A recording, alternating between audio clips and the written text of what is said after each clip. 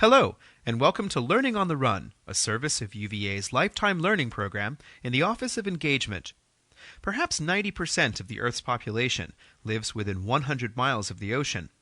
The ocean covers 71% of the planet and provides 1/6 of the world's protein.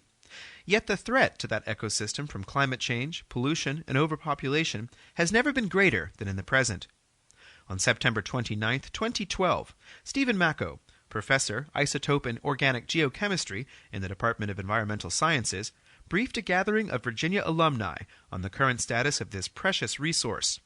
Macko received an undergraduate degree in chemistry from Carnegie Mellon, a Master of Sciences in Oceanography from the University of Maine, and a PhD in chemistry from the University of Texas.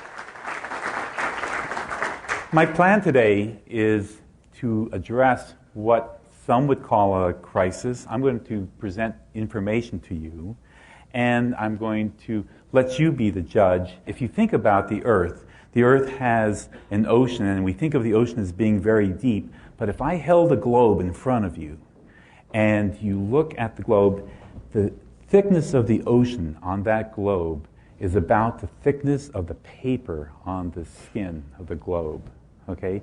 But that water covers 71% of the Earth's surface, and it is because of that water that life exists on the planet.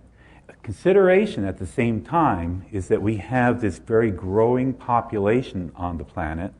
You know, we've got 7 billion people, and it's going to continue to grow. We depend on the ocean for nutrition, for energy, for mineral resources, and also for pleasure. I'm going to tell you a little bit about the basics on the change in state that we're seeing going on with this thin veneer of water on the surface. And we're going to look a little bit at something that I know a lot of you have heard and read about, and that's that the Earth is warming and that sea level is rising. We're going to then also talk about the idea that there will be a loss of sea ice. That's going to affect productivity on the ocean, how many fish that we can get from the ocean, how life is sustained in the ocean. We're going to talk a little bit about pollution, something that I'm going to talk with you a little bit about a type of pollution you may not even be considering, and this last one, that the ocean is becoming more acid. And some of the other impacts of the changing ocean as far as migratory birds, how they're being affected, the fisheries in general, and other kinds of pollutants that you probably are aware of with regard to oil and the large oil spill from the BP disaster, as well as other metals that are in the ocean that you should be aware of if you're not. There is strong evidence, make no mistake about it, the Earth is warming. Okay? We can discuss why it's warming, we can argue about that, how much impact humans have, but the Earth is warming. The temperatures are increasing. They're at the highest level of any recent documentation, and they will continue to increase. The models suggest that over the course of the next century, that we're going to see temperatures that are on the order of a few degrees warmer than at present. How will that impact whatever's happening on the face of the Earth? It's going to change the way we think of the Earth today. The suspects for helping to enhance the warming under the models are carbon dioxide, obviously, but methane. You may not think about methane as being related to the warming of the Earth, but in fact it is. Methane has 20 times the warming capacity as carbon dioxide. There are regions of the planet that are going to be susceptible to or vulnerable to this change most immediately. Some places like South Florida will be underwater. New Orleans, which is already underwater, will continue to be further under sea level. But places like Bangladesh, the coast of Holland and England, China has large areas, and there will be hundreds of millions of people being affected by the rise in sea level.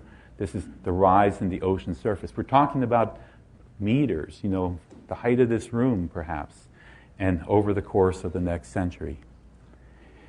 As the Earth warms, it's going to impact the Arctic much greater and the Antarctic much greater than we see in the more temperate latitudes. And that's because the Arctic and Antarctic are under ice. And at the present time, the Arctic is changing more rapidly than at any time in the past at least 10,000 years. The Arctic surface is being inundated, and this is all you can see the coastline there. All of this is going to be underwater in the near term. You think, well, why do we worry about that? Well, it turns out that these areas are breeding grounds for huge populations of birds. There are birds that migrate from South America all the way up to the high Arctic to breed. The Arctic is especially sensitive because it is under ice, and a lot of that sunlight, a lot of that energy is being reflected back into space. But as the ice melts, the Arctic Ocean is going to be exposed. It's going to be darker, and more heat is going to be absorbed. So it's going to be an accelerated warming.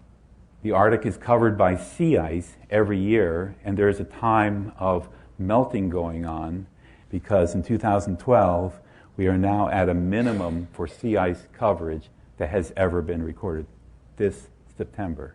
But what we're talking about is that parts of the Arctic are going to be open water for a greater part of the time. But some of the effects are going to be less obvious. The ecosystem is going to be changing. There is going to be effects of us exploring for oil. There is going to be effects on the fisheries as we open up the Arctic with less sea ice. Something that is kind of interesting is that, and this is at the present time, this is the coastline of Alaska, and what you're seeing is erosion of peats. That because it's now open water more, because it's warming, there is actually meters, sometimes per day, of the coastline that's eroding into the ocean because of the warming. And you think, well, this has happened, we get erosion all the time. But in those peats and in the permafrost are basically frozen methane, okay? Frozen methane, we call those hydrates, gas hydrates. These peats have a lot of these gas hydrates in them, and some people have suggested that they're going to be a source of energy for future generations. And these are some students, actually. You can hold them in your hand. They're about 5 degrees centigrade, but you can actually ignite them. And so they're just a little bit of a problem on how to handle them because they're not stable. The Arctic has 400 gigatons of natural gas that's in the form of this gas hydrate. Well, what's happening with the ocean, they have these gas hydrates, and as the ocean is beginning to warm, they're becoming less stable. 5 degrees is kind of their limit of stability. And what's already happening off of Svalbard Island and other parts of the high Arctic, that these are recordings of the bubbles that are coming out of the sediment, and methane is going into the ocean and escaping and going into the atmosphere with this enhanced warming capacity of 20 times carbon dioxide because of the destruction of the gas hydrates. Okay, this is physical chemistry. It's happening at the present time. So, and what are the gas hydrates dissolving in the water going to do? Well, in fact, they're going to have these warming effects, but they're going to affect fisheries. Fish are going to avoid high levels of methane. They can't breathe. So, I'm talking about fisheries. How are the fisheries being affected, or how will they be affected as we get global change going on? But I want you to consider the ocean is the last place where we harvest the wild protein. 1/6 of the world's protein comes from a wild source. That's 1 billion people if you do the average. And we're depending, 1 billion people are dependent entirely on the ocean, in effect, for harvesting that protein. How is that going to be affected? How is it being affected? Generally, we see fisheries mismanagement.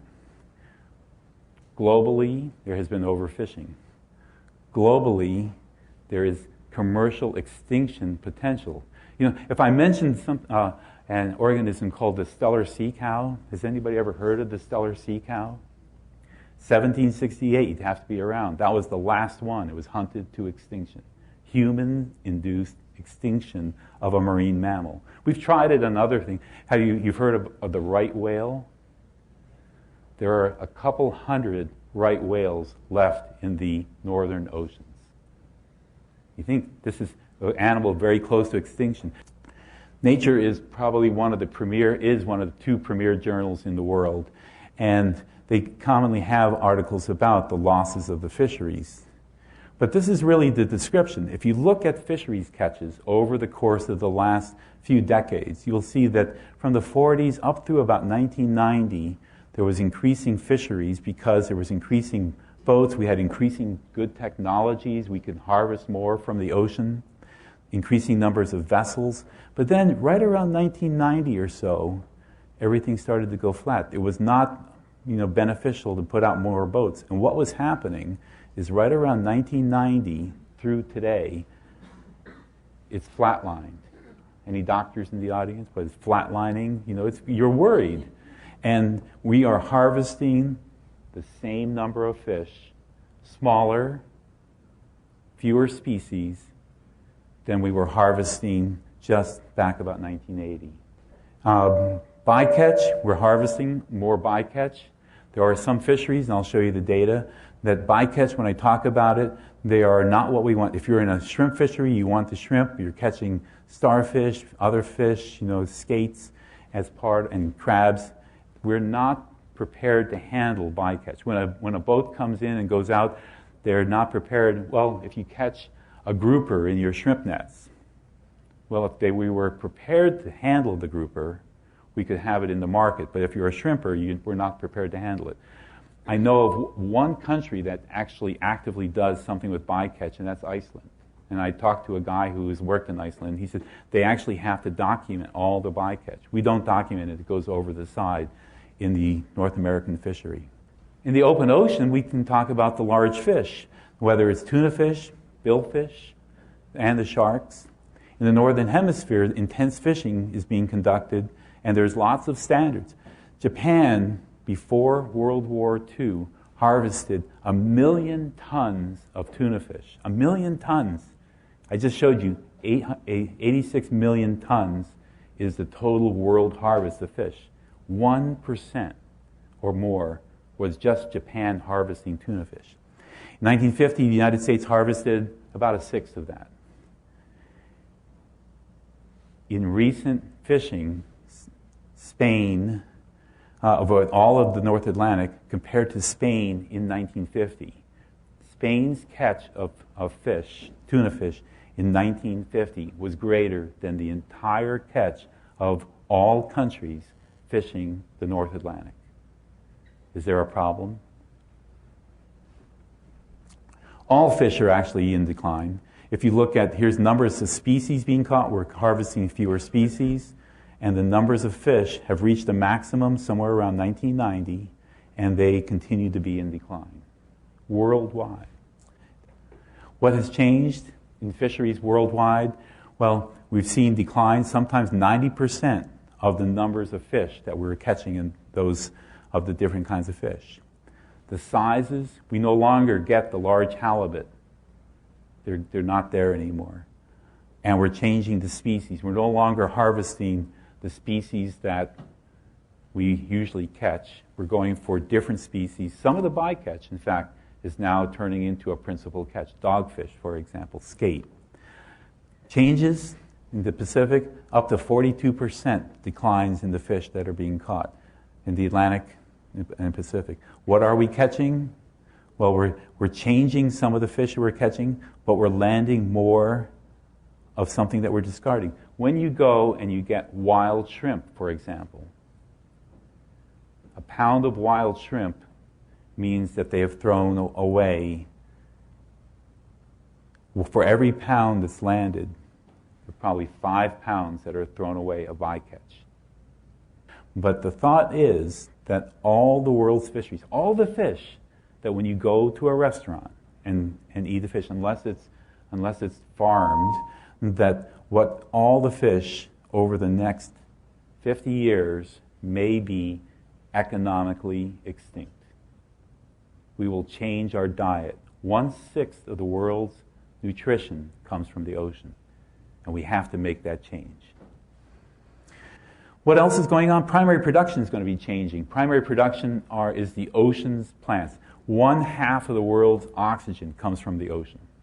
These are the plants, the slippery green stuff when you walk on a rock along the shore. Those are the plants that grow in the ocean. They might look like this. Some of them have shells. Those are called coccolithophores. Some of them grow under the ice of the Arctic. Well, if there's no ice, where are they going to grow? The Arctic Ocean is dependent on these same plants that grow under the ice. This is what they're called. They're called ice algae. About 25% of the nutrition of the Arctic comes from algae that's attached to the ice. It actually gets green slime under the ice. It's going to be gone. Or it's going to bloom. The ice is going to be there, but it's going to be blooming long before the timing of the fish becoming available, because it's going away earlier. The Arctic is still going to be frozen for the foreseeable future, but it's going to be ice-free along the land. The effects on the fisheries and primary producers, we don't know. We can't predict what's going to happen to those. Actually, I know that there are plans in Canada for beginning to harvest more fish up in the high Arctic once it becomes open ocean. How many fish are there? Do you know? We don't know. And we're going to start harvesting them with the same intensity that we over-harvest the rest of the world. Our Antarctic is exactly the same. We can flip the globe around, that the Antarctic is warming. The Antarctic Peninsula has warmed probably at least a degree in the last 50 years. What does that mean? Well, there are organisms, they look like shrimp, they're called krill. Whales that live off of Antarctica eat 1/2 ton of krill a day. The krill have declined. We're affecting all parts of the ecosystem, all organisms, penguins, whales, and the fisheries off of Antarctica are being affected because the krill are declining. How warming and the loss of those are going to affect, we don't know. Will there be alternative organisms? Some people hope that, because that could be an increase in what could be supplying. These are what krill look like. These other populations, what are they going to be eating? We see this already with over-harvesting of whales off of the Pacific. And instead of whales, killer whales, the friendly orcas, they are now turning to other organisms for nutrition, seals, for example. And so the whole food chain, the alternative foods are being changed. Spawning of fish is going to be changed. What are the critical temperatures? Some of them actually need sea ice, okay, and in order to spawn and put their eggs and lay their eggs. The timing of the spawning, as the temperatures change, how will those fisheries, this is worldwide. The location of where we find fish, this is the Arctic cod. In fact, if you eat cod in a restaurant now, it's probably Arctic cod. This is a little fish that's found in Antarctica, and it's called the Antarctic silverfish. It actually depends on laying its eggs in the ice. So without the ice presence, where is this fish going to lay its eggs? So we're going to lose that kind of productivity. As the changes happen, and with the krill or with the silverfish, instead of being phytoplankton going through the krill, there will have to be some other pathway, or those fisheries and the higher trophic organisms are going to be lost. What about higher trophic level organisms? This is a favorite picture of mine up in the high Arctic. These are belugas. Some of you may have known a child song, Baby Beluga. Okay, these are the little white whales. And it's like there are huge pods of them. How will they be affected? Well, it's hard to say. We're not hunting them to any extreme. Like seals, walruses, sea lions. And how will they be affected? Well, with the loss of sea ice, polar bears require ice for hunting, for their sustain. They can only swim so far to hunt seals down. Polar bears are threatened with extinction. And that's certain. With the loss of sea ice, polar bears don't go up to the really high Arctic, so they stay by the land and they go onto the sea ice. Without the sea ice, they won't be able to hunt. Some of you I know are birders, and you might think, well, we've got these bird populations. One of my favorites is the red knot, because it actually I've been told, and I've been told I was wrong also, but the red coloring actually comes from eating eggs from horseshoe crabs. And many of you have seen horseshoe crabs. If you go out to the eastern shore of Virginia, you'll see horseshoe crabs, and they have horseshoe crab eggs, which are these red.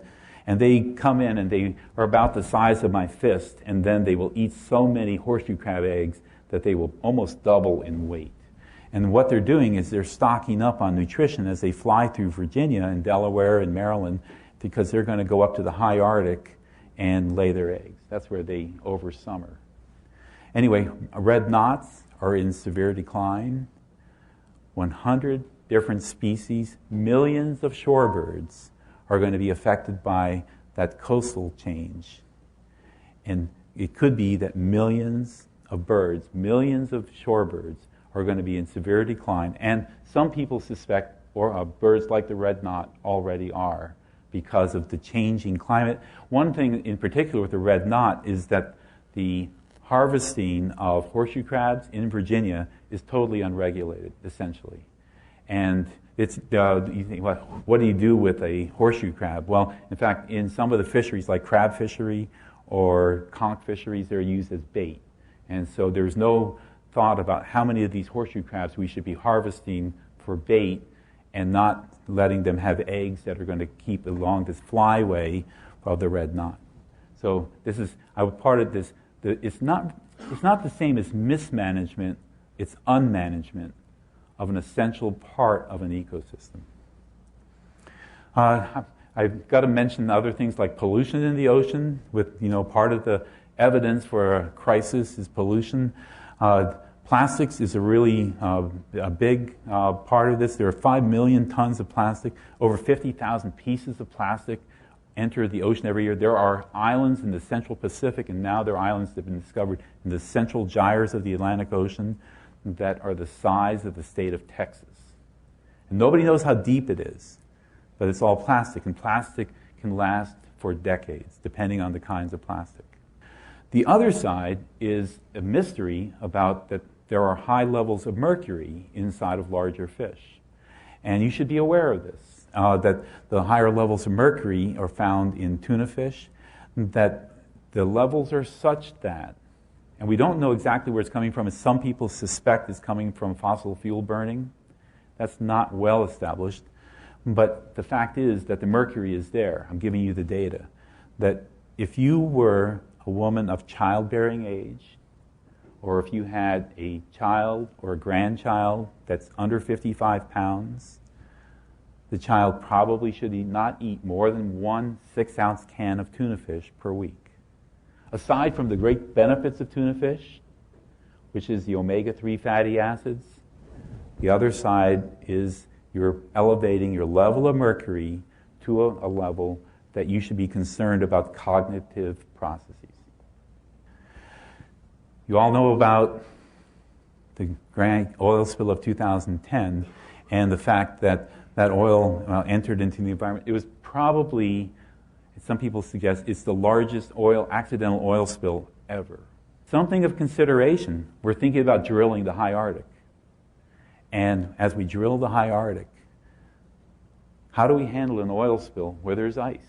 We put booms up off of Valdez, the Alaskan oil spill, or around the BP oil spill. But you can't do that with ice. We are totally unprepared for an accident of any kind of magnitude. There was a small one in Prudhoe Bay back in 2006. Can't handle it. How do you deal with an oil spill in the high Arctic? And we are searching for oil. Shell's rig was out there in September. One other kind of pollution that you may not realize is that as we put carbon dioxide in the atmosphere, we are causing increasing amount of carbon dioxide to dissolve in the ocean. Back maybe in grade school, you took a straw and you blew into a glass of water, and you might have seen the pH change. You got more acid. You were forming a material called carbonic acid. This is straightforward physical chemistry. It's not a model. Well, with increasing amounts of carbon dioxide in the atmosphere, since the time some of you were born, the pH of the ocean has dropped 0.1 units. And you say, 0.1 units, who cares? this is what's called a logarithmic scale. It's a power of 10 scale. That means that the ocean's acidity has increased about 30%. Parts of the ocean have increased 30% since the time you were born. 1750, it was probably even a little bit more basic. Here's at the present. In 100 years, it's going to be double, maybe triple the acidity of today's ocean. Does that mean anything? How important is that? Well, there are organisms. Remember I showed you these? They were called coccolithophores. They're shells made out of calcium carbonate. These are the organisms that are feeding the fish and which get eaten by the seals and the whales. This is called acidification of the ocean waters. We see blooms of the coccolithophores. As the ocean becomes more acid, this is what happens to the coccolithophores. They start to dissolve up. It's like an oyster shell in acid, battery acid. It's happening today. When I gave this talk up in Seward, Alaska, there was one of the native Alaskans came up to me and said, you know, for the first time, we see limpets. They harvest limpets for food. We can see through the shell of the limpet because they're so thin. Other organisms, these are called foraminifera. They eat the phytoplankton. There are organisms like the baby young of the crabs or lobsters. They have actually calcium carbonate inside of their shells. They are being affected. When you buy soft shell crabs, they don't have the hard mineral matrix to them. It could be that the soft shell crabs are going to be the only form in the future when the ocean becomes too acid. And the truth is, I don't know what we can do about it. The ocean, because we put more carbon dioxide in the atmosphere, we're increasing the acidity of the oceans. So whole ecosystem effects are going to come in. Because of the calcium carbonate, because of the pollutants, we have corals are at risk. Literally, about a couple of weeks ago, there was a new evaluation of corals worldwide, and it says that 50% of the coral reefs may already be dead. It used to be, about a year ago, the evaluation was at 10%, and maybe 50% of them are already dead. Potential impact of ocean acidification. This is a couple of authors from up at Woods Hole. He said we're talking about literally, potentially many billions of dollars. Things are going to be changing. The U.S. government is coming in. About the time that I gave this talk in Seward, Alaska, there was this, within the United States territorial limits, they said, we're not going to fish until we know more about it. Okay, that's management.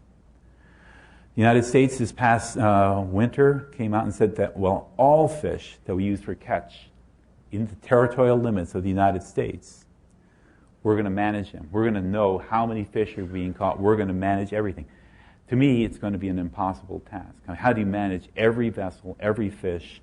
And it's going to be very, and even, for your fish that you catch when you go out on a boat, how will they say, oh, you shouldn't be catching those fish? It's going to be very difficult, but that's the plan.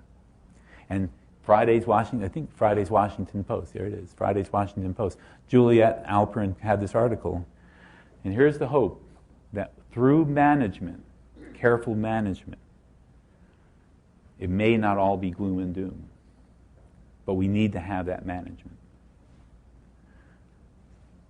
Some of you may have seen this. There's a blue revolution going on. There's fish farming increasing. Well, fish farming has been increasing as, it goes back hundreds of years for growing mussels, but fish farming is becoming global. Here's the flat line.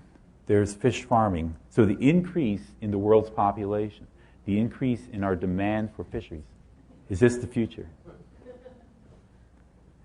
There are downsides. With all the nitrogen coming down the Mississippi River, all the fish farming that's going in here, we're creating huge dead zones in the Gulf of Mexico. Governor of New Jersey doesn't like to hear this, but that's about the size of the dead zone in the Gulf of Mexico, and it's growing. We're living in a time of unprecedented change. We need leadership, we need international cooperation, and there's a real requirement for management. The changing of the ocean is already going on. Is it in crisis? 71% of the Earth's surface. We've never really cared about what we do to the ocean. It's always been this immense reservoir of food. You could take what you wanted, put anything into the ocean, it would disappear if you cared. It's only been recently that we have become aware of what kind of damage is going on, what kind of damage, what kind of impact we could have. Thank you.